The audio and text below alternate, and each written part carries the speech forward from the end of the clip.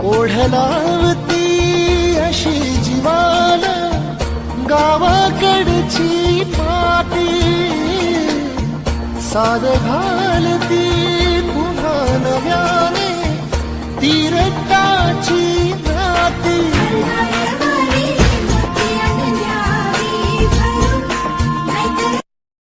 ओढलावती अशी जीवान गावाकडची माती, साद घालती पुन्हा नव्याने तीरटाची नाती. मायभूमी हि जन्मभूमी हि कर्मभूमी यौची, महावंदनीय ती प्राणप्रिय ही माय मराठी अमुची. हा अमुचा आहे बाणा, ही अमुची आहे